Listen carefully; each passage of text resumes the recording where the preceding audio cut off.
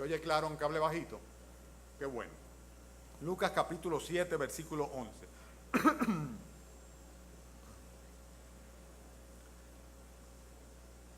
Aconteció, después que él iba a la ciudad que se llama Naín, e iban con él muchos de sus discípulos y una gran multitud. Lucas capítulo 7, versículo 12. Cuando llegó cerca de la puerta de la ciudad, he aquí que llevaban a enterrar a un difunto, hijo único de su madre, la cual era viuda, y había con ella mucha gente de la ciudad. Y cuando el Señor la vio, se compadeció de ella y le dijo: no llores. Y acercándose, tocó el féretro, y los que lo llevaban se detuvieron, y dijo: joven, a ti te digo, levántate. Entonces se incorporó el que había muerto y comenzó a hablar, y lo dio a su madre. Y todos tuvieron miedo y glorificaban a Dios diciendo: un gran profeta se ha levantado entre nosotros, y Dios ha visitado a su pueblo. Y se extendió la fama de él por toda Judea y por toda la región alrededor. Esta es la primera de 3 resurrecciones que las Escrituras consignan como realizadas directamente por el Señor Jesucristo. Recuérdense que también el Señor Jesucristo, lo vamos a ver posteriormente en alguna ocasión, pues resucitó al hijo de Jairo, a la hija de Jairo, perdón, lo que cantamos nosotros en un himno precioso: a la casa de Jairo iba Jesús, ¿verdad? Bien, y entonces también recordamos que el Señor también resucitaría posteriormente a su amigo Lázaro. Y en cada ocasión, fíjense que fue simplemente una palabra de mando, la del Señor Jesucristo: Lázaro, sal fuera. A la niña le dijo: talita cumi, y enseguida esa niña se levantó, ¿verdad? Y en este caso a este joven, a este hijo único de una madre viuda, le dice: joven, a ti te digo, levántate. Y de inmediato el joven se levantó.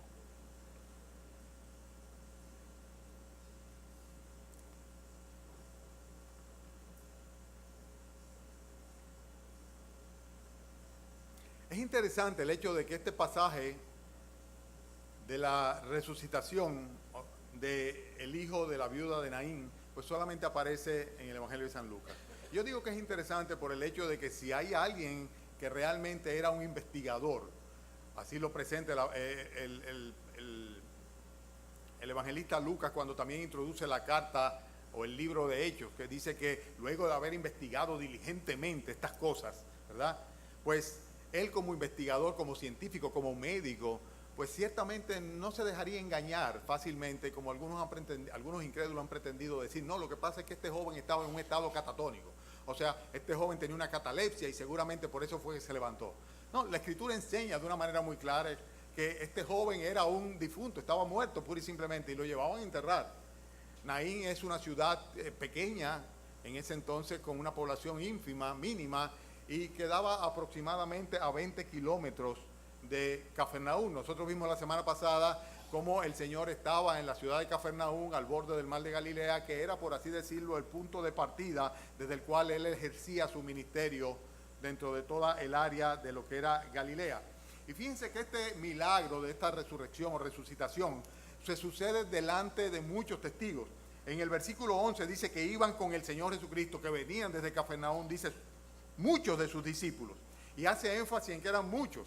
No eran solamente los 12 discípulos o los 12 apóstoles, sino un grupo grande de discípulos. Y luego habla de una gran multitud.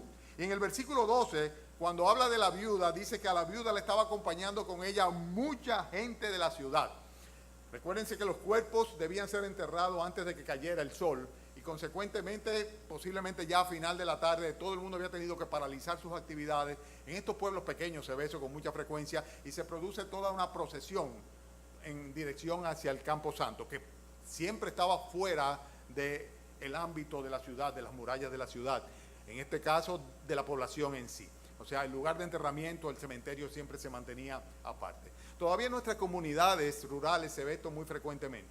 O sea, tú pasas por medio de ellos, y si hay un entierro, pues tú puedes ver perfectamente bien cómo va adelante el féretro, ¿verdad? En el carro mortuorio, y luego entonces va toda la población o caminando o en motores, o a veces hasta alquilan guagua cuando la distancia es muy grande, hasta el lugar del cementerio, que por lo general está separado del lugar donde conviven las personas en la comunidad. Bueno, eso era lo que teníamos aquí. un milagro comprobado y constatado por una multitud de personas, mucha gente que vinieron con el Señor Jesucristo, muchos de sus propios discípulos que lo estaban siguiendo y que venían desde el Sermón del Monte, luego a Cafarnaúm y luego seguían detrás de él donde quiera que él iba, y también además de esto mucha gente de la propia ciudad de Naín. Y es interesante el hecho de que el evangelista Lucas presenta este relato como un intermedio entre lo que sucedió en Cesarea con el siervo del centurión y lo que habría de ser la pregunta de Juan el Bautista, que lo vamos a ver nosotros a partir del capítulo 18, cuando ya desde la cárcel, detenido, preso, Juan el Bautista manda a preguntar: ¿eres tú aquel que habría de venir o esperaremos a otro? Y la respuesta del Señor Jesucristo la vemos en el versículo 22, por ejemplo. Dice: respondiendo Jesús les dijo: id y hacer saber a Juan lo que habéis visto y oído. Los ciegos ven, los cojos andan, los leprosos son limpiados, los sordos oyen. ¿Qué dice luego? Los muertos son resucitados. Era la primera resurrección que el Señor Jesucristo hacía en su ministerio. Dice: y a los pobres es anunciado el evangelio. El Señor Jesucristo estaba manifestando su compasión, la compasión divina, a través de este milagro de la resucitación del hijo de la viuda de Naín. El título del mensaje de esta mañana es Rasgos de la compasión de Dios. Vamos a hablar del Señor y de su compasión en esta mañana. Y vamos a ver cómo podemos sacar tantas enseñanzas de este episodio. Lo primero que podemos decir sin ningún tipo de lugar a dudas es que la compasión del Señor no da ningún tipo de cabida a la casualidad. No hay casualidad de ningún tipo cuando Dios pues se manifiesta compasivo con una persona. Dice el versículo 11 aquí que aconteció que él iba a la ciudad que se llama Naín, ¿verdad? Pero iba a la ciudad que se llama Naín no tiene ningún tipo de justificante. Parecería, bueno, fue una casualidad que él cogiera para allá. Pero una población pequeña, tan distante, con tanta gente detrás y salir en camino para allá, seguramente le tomó más de un día. Y si no, tuvo que desde muy al inicio, para caminar 20 kilómetros, desde muy al inicio del día hasta allá al atardecer cuando llegó allá. O sea que fue toda una jornada caminando que el Señor Jesucristo tuvo seguido de muchas personas. Y el Señor Jesucristo no tenía ningún requerimiento, por lo que la Escritura enseña aquí, de ir a esa ciudad. No fue que nadie lo mandó a llamar ni lo mandó a pedir, como en el caso del centurión, que el centurión mandó personas que dijeran: mi siervo está gravemente enfermo, ¿verdad? En el caso de Jairo también: mi hija está gravemente enferma. No, en este caso no hay ningún requerimiento, pero el Señor Jesucristo fue a la ciudad de Naín. ¿Por qué a la ciudad de Naín y no a otras tantas poblaciones que había en los alrededores? Porque era la ciudad de Naín, porque él había decidido que fuera a la ciudad de Naín. O sea, no hay lugar a la casualidad.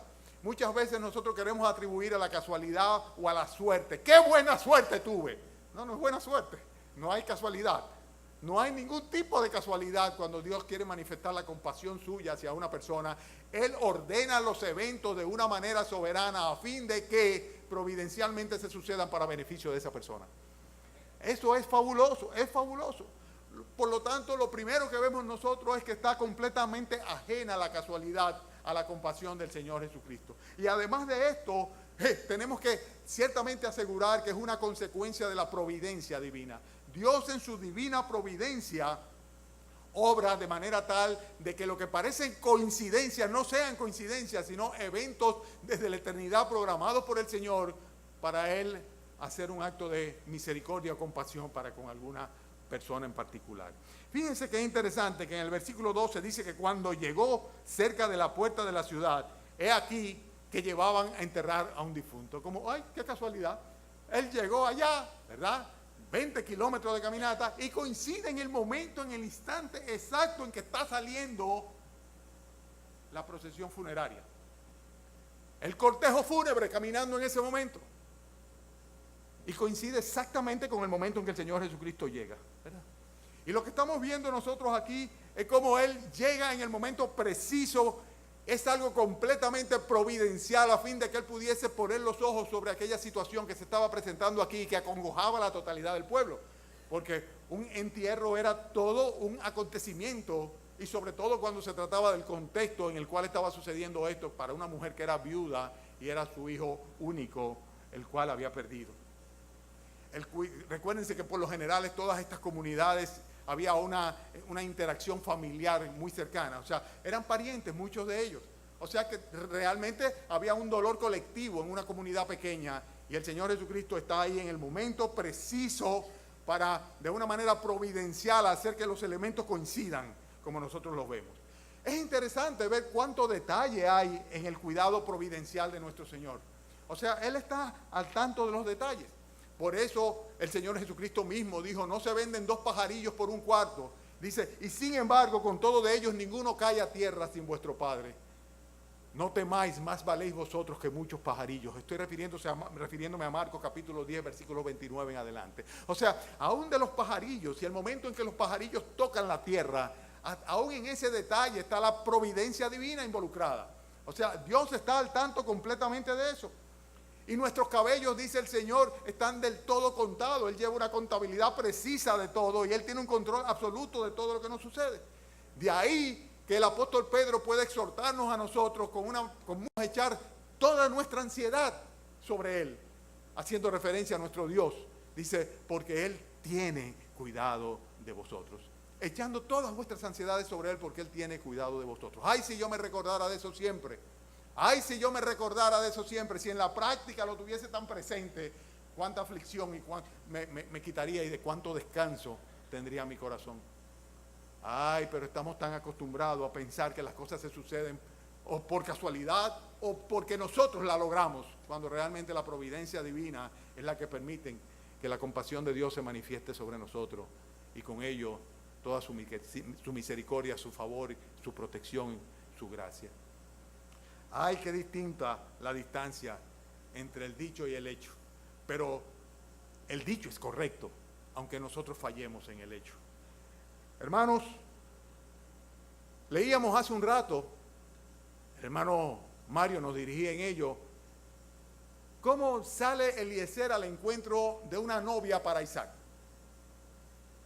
Y llega un momento en que él se maravilla. Era el colofón de la lectura de hoy. Porque es que eran tantos los detalles coincidenciales que se hicieron manifiesto que sencillamente él se maravilló. Pero no se maravilló por las coincidencias, se maravilló por la providencia de Dios.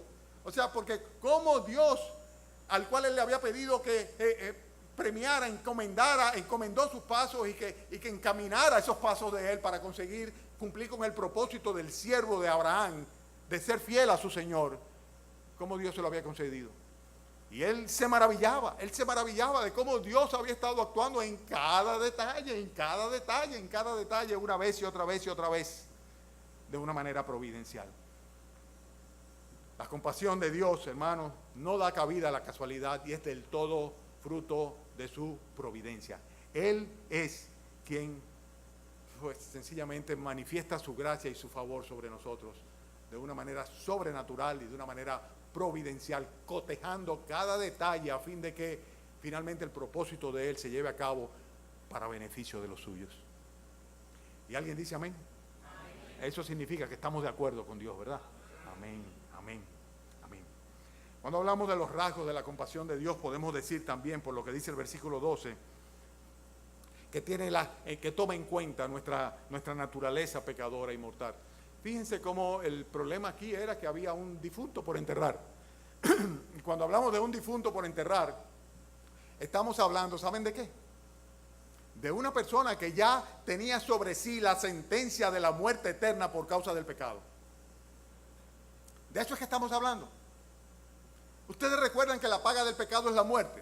O sea, los hombres morimos por cuanto somos pecadores, pero por cuanto somos pecadores, morimos. Y en un contexto no solamente físico, sino eterno. O sea, el destino de este hombre era la perdición eterna. El de este joven era la perdición eterna. No, gracias, hermano. Yo lo pido el día que yo lo quiera. Me estaban ofreciendo agua desde el fondo, perdónenme. El destino de este hombre ya estaba sellado. Muerte y condenación eterna. Esto es triste, pero es una gran realidad. Dios sabe que nosotros solamente somos carne. Y la dicha es que nosotros no tenemos en Jesucristo un intermediario, un sumo sacerdote que no puede compadecerse de nuestras debilidades, sino que la Escritura nos enseña en Hebreos capítulo 4, versículo 15 en adelante, que muy por el contrario, por cuanto Él padeció, al igual que nosotros, tomando naturaleza de hombre, haciéndose hombre, Él es poderoso también para socorrernos a nosotros. El Señor toma en consideración nuestra condición. El hecho de que nosotros somos vulnerables por cuanto somos pecaminosos y por cuanto tenemos necesariamente una sentencia de muerte sobre nosotros a la hora de manifestar su misericordia, su gracia y su compasión sobre nosotros. Porque no hay ninguno vivo que no necesite de la compasión de Dios. No hay ninguno. Y precisamente por eso debemos acudir a Él, para alcanzar misericordia y hallar gracia para el oportuno socorro. Cuando nos vemos en situaciones de estas, en las cuales prácticamente ya no hay esperanza. Hermanos, nunca se evidencia más la compasión del Señor cuando ya decimos, no hay nada que hacer. Ya no había nada que hacer. No en vano lo dice Eclesiastés capítulo 9. Cuando Salomón dice que aún hay esperanza para todo aquel que está vivo. Porque mejor es perro vivo que león muerto. Porque sabemos que después que una persona muere ya no hay posibilidades. Tenemos que predicarle el evangelio ahora mientras están vivos, porque el día que mueran ya no hay posibilidades. Sin embargo, de alguna manera la misericordia del Señor es tal que independientemente de cuál haya sido el destino final de esta persona, si era o no un creyente, que posiblemente no lo era porque nada indica que lo fuera, Dios tiene misericordia de esa persona y le da una oportunidad todavía de llegar a conocer a Jesucristo como su Señor y como su Dios y Salvador. Es posible que este joven, no lo podemos asegurar, haya sido salvo por algo que sucedería en breve cuando Cristo fuese colgado en la cruz del Calvario, por haber ejercido fe en aquel que le levantó a Él mismo del féretro mortuorio. Dios es compasivo y la compasión de Dios trasciende la realidad humana, a pesar de que tiene presente la condición humana. Cuando nosotros decimos no hay esperanza, ahí es cuando Dios comienza a actuar. El apóstol Pablo lo consigna de una manera muy clara. Dice, entonces es cuando se manifiesta el poder de Dios, el poder de Cristo. Cuando ya nosotros no podemos más, cuando ya no hay esperanza. ¿Saben lo que estaban llevando a enterrar? Lo dice aquí. Estaban llevando a enterrar un difunto. Un difunto morido, muerto, listo. Con la sentencia de condenación eterna sobre él.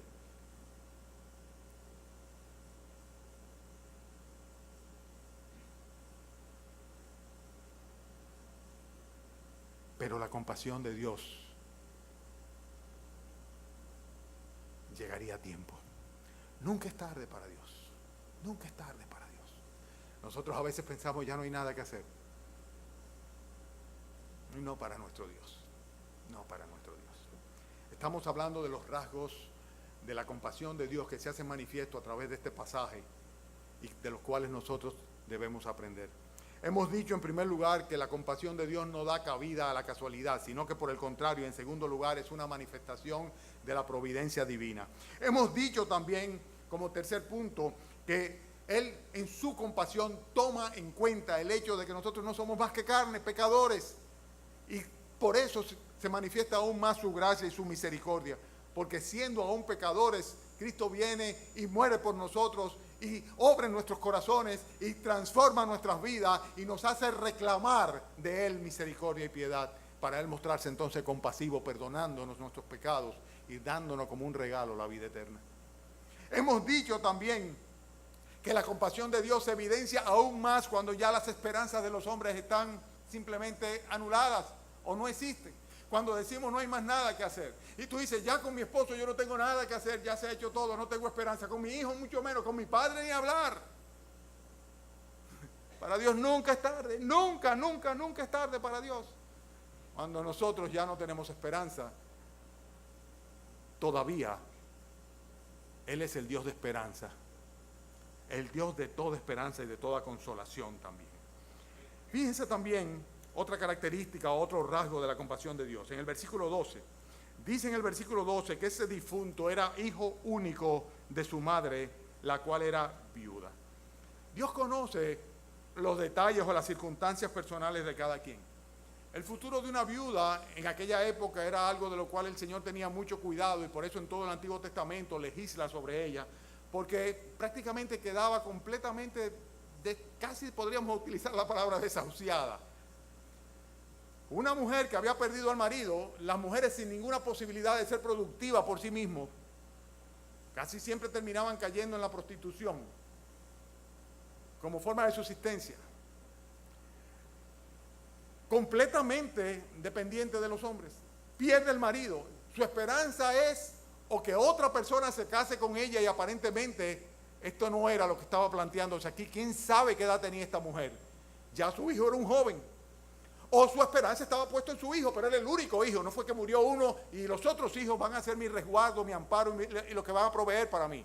O sea que esta mujer estaba condenada a caer en la indigencia total, a depender de la caridad pública.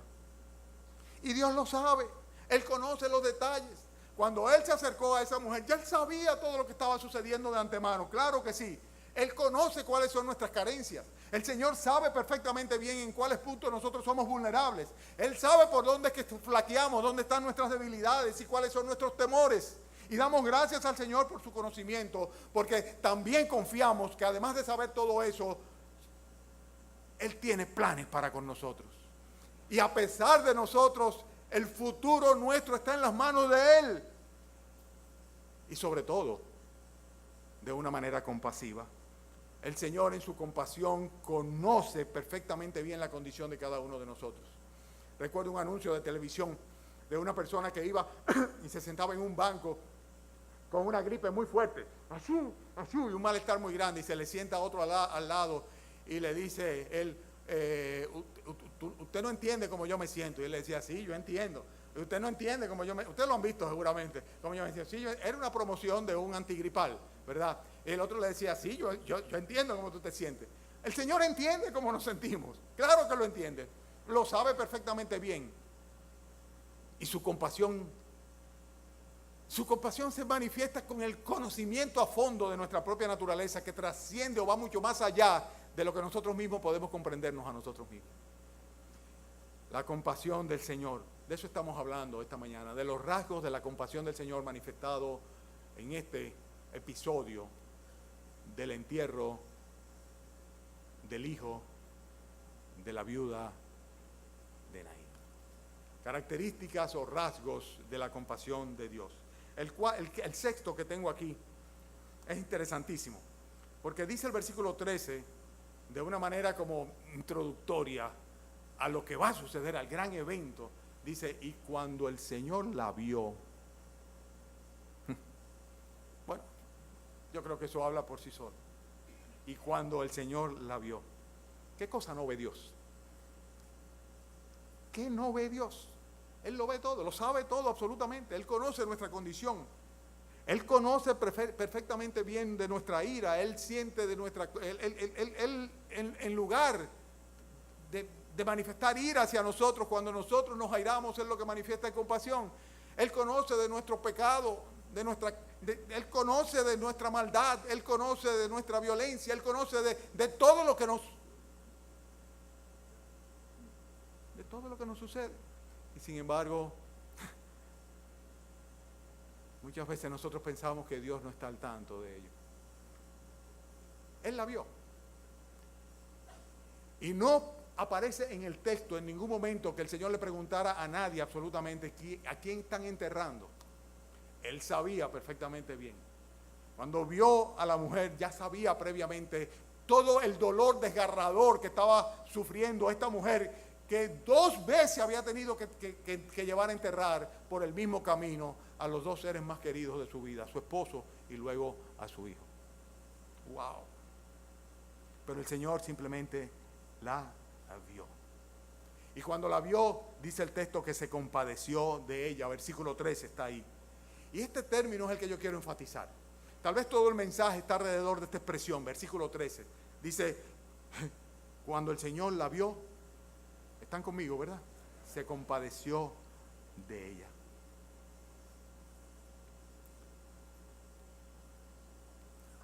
hay unas anécdotas aquí o ilustraciones que yo quiero utilizar porque son muy prácticas. Recuerdo en mi época universitaria, el doctor, algunos de ustedes habrán oído de él, Tatón Pimentel, el doctor Pimentel, uno de los maestros de la medicina dominicana, preparó una conferencia la cual no pudo dar en la universidad porque falleció. Pero su hijo, el doctor Timo Pimentel, pues llevó esa conferencia escrita y la leyó en el nombre de su padre. Y nunca se me va a olvidar, yo que llegué a tenerlo como médico, del trato de este señor, pero en el énfasis que hacía él en esa conferencia, no en enseñar técnicas médicas, ni procedimientos médicos, ni medicación, ni nada que tuviese que ver con la medicina, sino en enfatizar a los médicos. Yo no sé qué yo hacía ahí, pero yo estaba en esa conferencia. Enfatizarle a los médicos la importancia que tenía el trato personal de ellos hacia el paciente. Y no se me va a olvidar nunca la expresión que decía que la recuperación del paciente se inicia con el saludo del médico en la consulta. Maravilloso eso. Un hombre que esa fue su última conferencia, luego de toda una vida muy longeva, por cierto, del ejercicio de la medicina. Ustedes vieron una película que se llamaba Patch Adams, tal vez, que se trataba precisamente de una persona que su nombre era Doherty Hunter. Busqué la información en el internet. Nació en el 45 en Washington, era un médico americano y además de esto, él mismo se convirtió en un activista social, en un payaso y en un autor también de libros. Fundó un instituto en el 1971, Jesús Day, y él instaba a los estudiantes de medicina para desarrollar conexiones compasivas con los pacientes. Él sencillamente tenía como receta que cualquier tipo de atención tenía que partir de una actitud suficientemente humorística, suficientemente, por así decirlo, juguetona, como para que el paciente se sintiese relajado y en confianza, porque la salud física y emocional eran dos cosas que estaban completamente ligadas. Y también hubo antes que él, el doctor William Oster, que fue un médico cuya muerte se ocurrió en el año 1919, con 70 años de edad.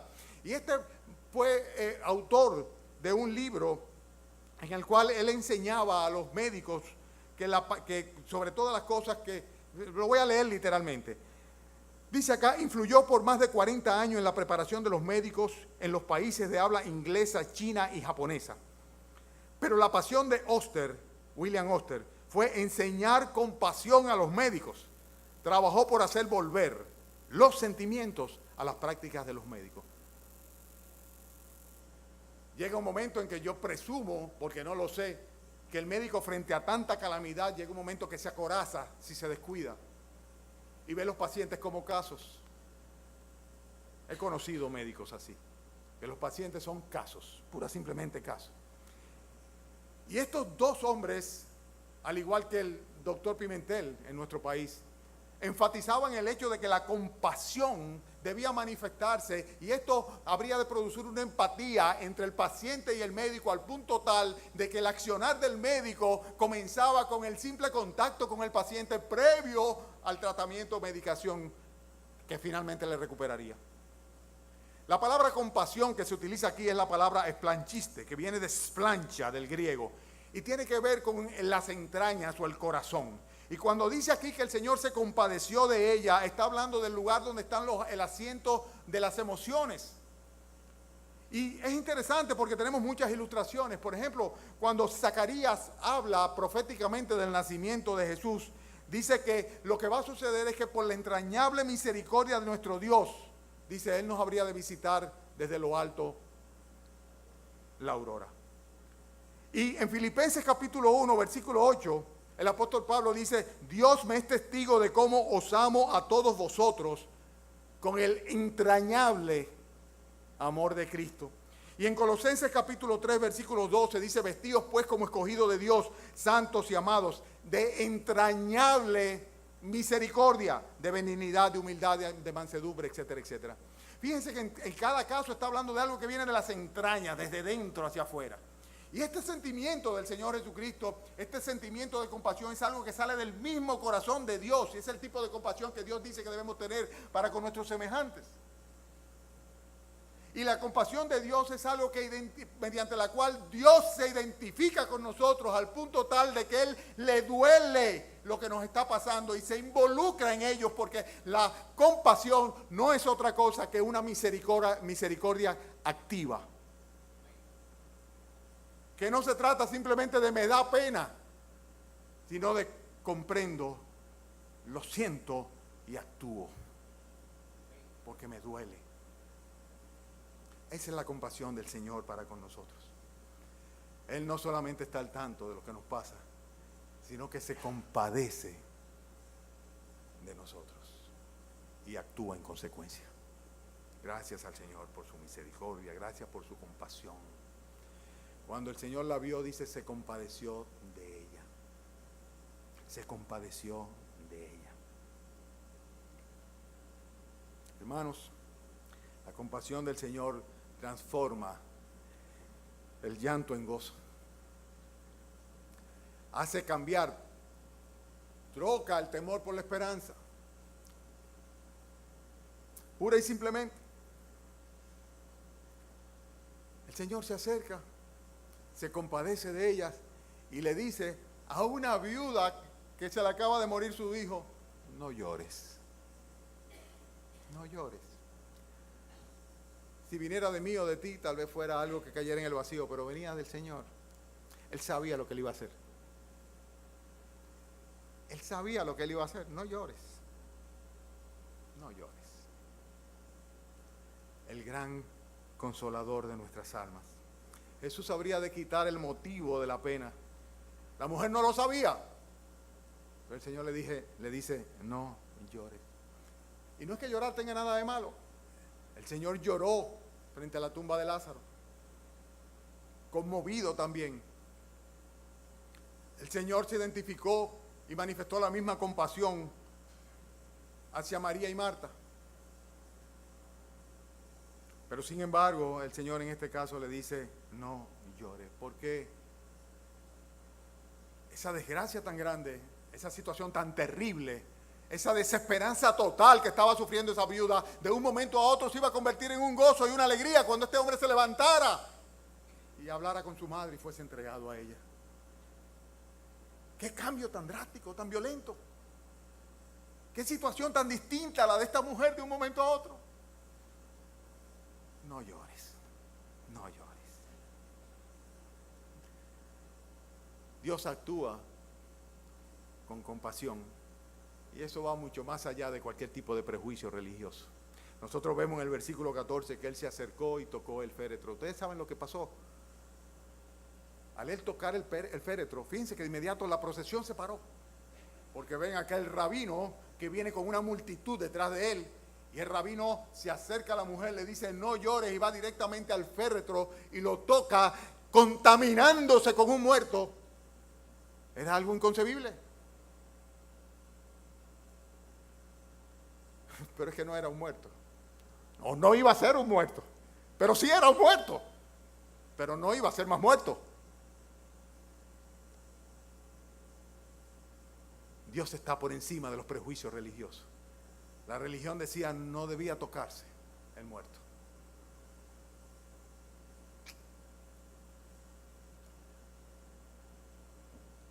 El salmista decía, tú has cambiado mi lamento en baile, desataste mi cilicio y me ceñiste de alegría. Por tanto, a ti cantaré, gloria mía, y estaré callado. Jehová, Dios mío, te alabaré por siempre. Salmos 30, versículos 11 y 12. Tú has cambiado, has trocado mi lamento en gozo, en baile. Qué bendición. Qué bendición cuando vemos la compasión del Señor manifestarse. Y con esto el panorama cambia. Y sale el sol y se renuevan sus misericordias. Y es un nuevo día. Y se abren de un momento a otro las ventanas de los cielos y comienza a derramar gracia abundante sobre nosotros cuando ya no había esperanza, simplemente porque se compadeció de nosotros.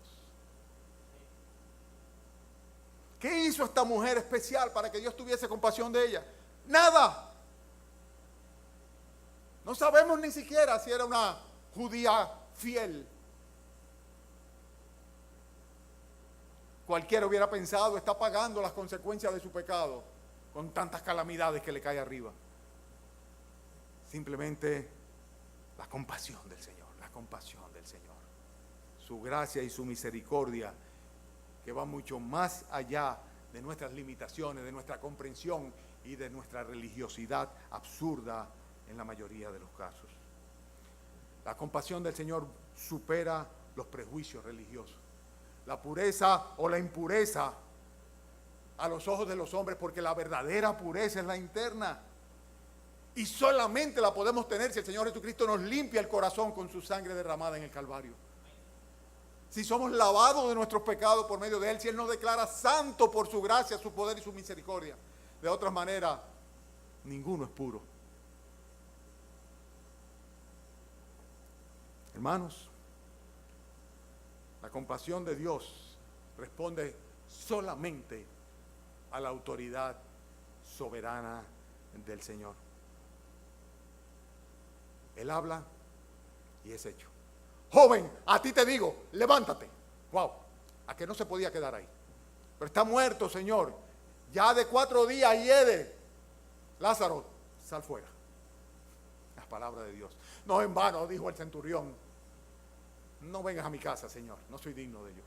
Simplemente di la palabra.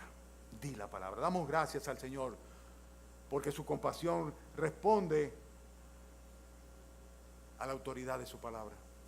Por eso es con Él que tenemos que resolver nuestro problema. Donde Él es que tenemos que acudir. No hay otro sitio donde ir más que donde Él, porque a la larga Él es quien tiene la palabra de mando. Él fue el que dijo al joven, levántate. Y asimismo a los muertos en sus delitos y pecados, a cada ser humano, a menos que un día oigan la voz del Hijo de Dios, no podrán levantarse. Dice el Señor Jesucristo, a los que la oyeren vivirán. Y si tú no has oído la voz de Jesucristo, a pesar de los mensajes y las predicaciones y los estudios bíblicos y los sermones que te ha dicho arrepiéntete, ven a mí y sé salvo, no hay ninguna posibilidad. Pero si por el contrario, si Cristo ha llamado a tu corazón y te ha dicho ven,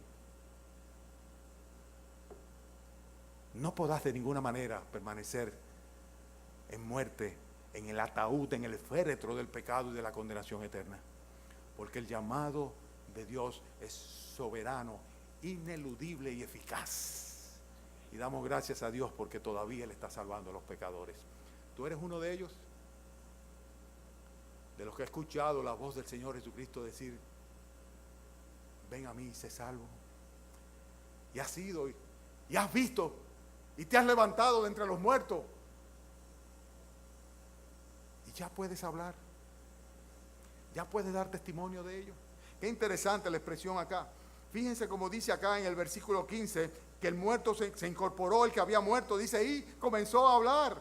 Comenzó a hablar. O sea que no queda ningún tipo de lugar a duda. ¿Por qué tú sabes que tú eres salvo? Oh, porque yo sé que soy salvo. ¿Por qué? Porque el Señor me salvó. Porque yo era muerto y ahora vivo. Porque estaba perdido y he sido hallado. Ah, pero que ustedes se creen que son los únicos. No, no creemos que somos los únicos.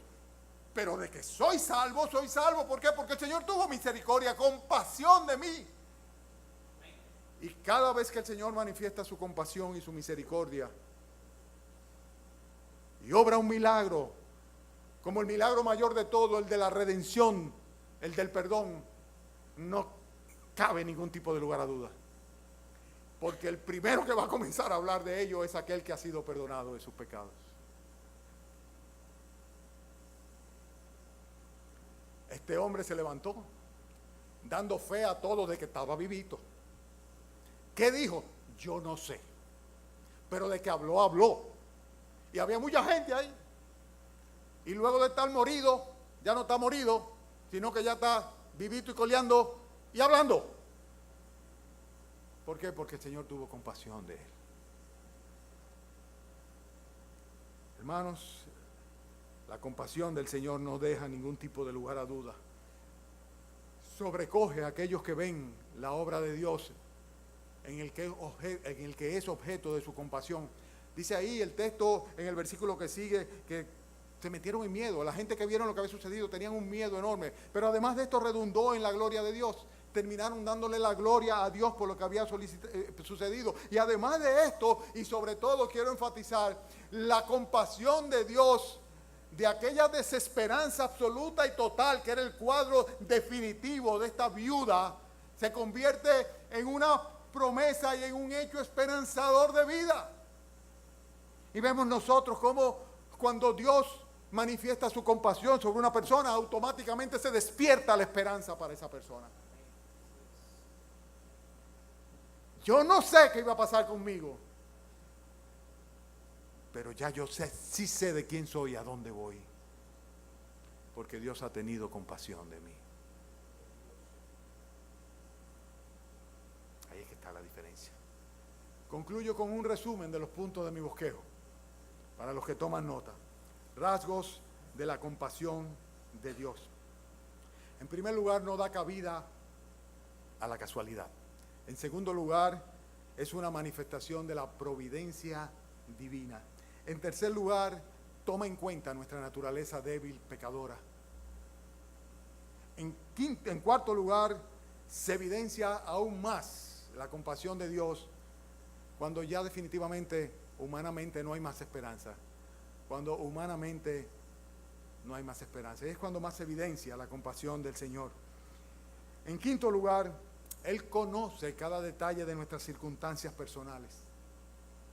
La compasión de Dios, en sexto lugar, resulta de la mirada escudriñadora de nuestro Señor Jesucristo sobre sus criaturas. Él sabe, Él lo ve todo.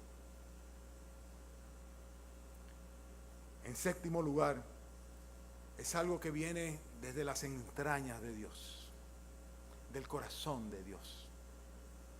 Dios se identifica con nuestro dolor, con nuestro sentir, con nuestra necesidad, con nuestra condición. Por eso envió a Jesucristo. Por eso envió a Jesucristo. Por eso vino Cristo a salvarnos. Octavo, torna el llanto en gozo y la compasión del Señor, el temor lo convierte en esperanza. Noveno, supera todo tipo de prejuicio religioso. Décimo, responde estricta y directamente a la autoridad de la palabra de Dios. La compasión del Señor. La compasión del Señor obra en forma milagrosa, portentosa y soberana. Levántate. No podía quedarse ahí. ¿Por qué? Porque el Señor lo dijo, levántate. Doceavo, no deja ningún tipo de lugar a dudas. Se incorporó y comenzó a hablar. Treceavo, sobrecoge a aquellos que son testigos de ello. Pero tenía un cáncer terminal, estaba muerto, ya hiede. Tuvieron miedo, dice. La compasión del Señor glorifica a Dios y despierta en nosotros la esperanza. Despierta en nosotros la esperanza. ¿Ha sido de bendición para ustedes? Amén. Demos gracias a Dios por ser un Salvador poderoso y compasivo. ¿Oramos?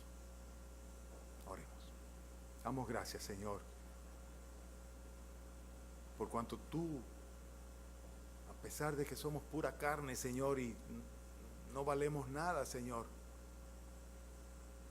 tú te identificas con nuestro dolor, con nuestra calamidad, con nuestra situación, Señor.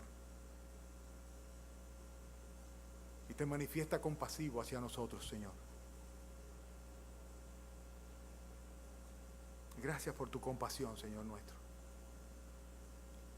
Gracias, Padre, porque es una manifestación de tu amor, al igual que tu misericordia, Señor.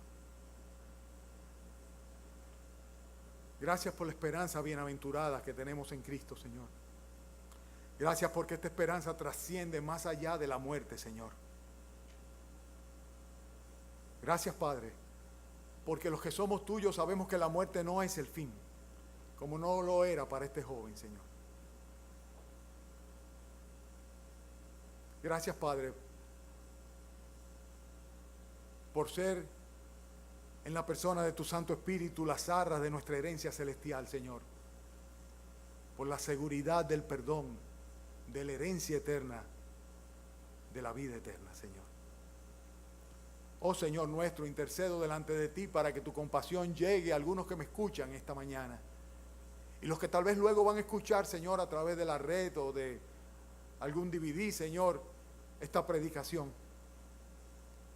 Para que tú, Señor, tengas compasión y soberanamente, Señor, les mande a levantarse de entre los muertos, del pecado, del fango cenagoso, de la desesperación, de la calamidad, Señor, de la crisis, y acudir a ti, Señor,